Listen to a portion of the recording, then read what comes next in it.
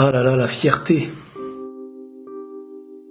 Aujourd'hui, par exemple, il y a beaucoup de gens qui sont fiers, mais il y a peu de gens qui ont de quoi être fiers. Honnêtement, dans la vie, il y a combien de personnes qui sont passées à côté de quelque chose de bon à cause de la fierté ou de l'orgueil? Des familles et des amis ont vu leurs liens se briser à cause de cette fierté. On connaît tous cette situation où chacun refuse de faire le premier pas vers l'autre, en disant s'il me donne pas de nouvelles, eh ben moi aussi je lui donnerai pas de nouvelles. Mais de l'autre côté, il est possible que ce soit pareil, et qu'ils disent, s'il me donne pas de nouvelles, eh ben c'est pas moi qui irai lui en donner. Et au final, personne n'a plus de nouvelles de l'autre. Et malheureusement, c'est très souvent comme ça qu'on casse une chose qui avait tout pour durer. Autant dans une famille, autant dans un couple, autant même en amitié. Le pire, c'est qu'on est tous conscients que cette fierté nous bloque dans tout plein de choses. On le dit nous-mêmes.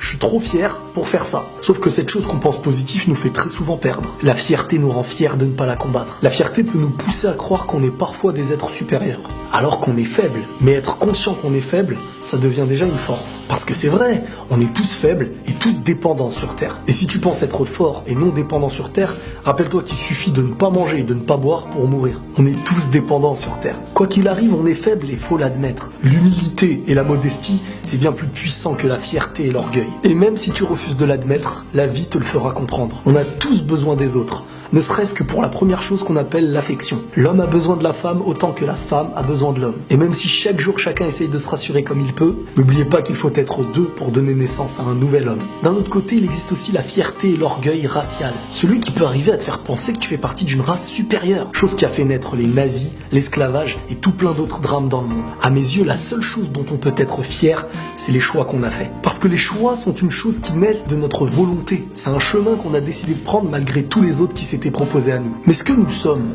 notre couleur, notre origine, notre pays, c'est des choses qui nous sont tombées dessus. Même si c'est un bien. Mais chaque pays et chaque couleur contribue avec une chose qu'un autre n'a pas. Autant que chaque homme est différent d'un autre, tout en étant son semblable. Donc combattez l'orgueil et cette fierté qui ne sert à rien, car la vie vous donnera la leçon nécessaire et vous fera comprendre que vous n'êtes jamais le meilleur. Et très souvent, quand on a le choix entre l'orgueil, la fierté, ou bien l'humilité et la modestie, peu importe la situation, le recul nous montrera toujours que le gagnant est du même côté. Donc n'oubliez pas que les choses qui parfois vous rendent fiers sur le présent peuvent être la défaite de demain. Et inversement pour l'humilité, parfois sur le présent tu penses perdre, mais à l'avenir tu en seras le gagnant. Une chose qui te fera perdre peut-être aux yeux du présent, mais qui te fera gagner aux yeux du futur. Et la paix sur vous.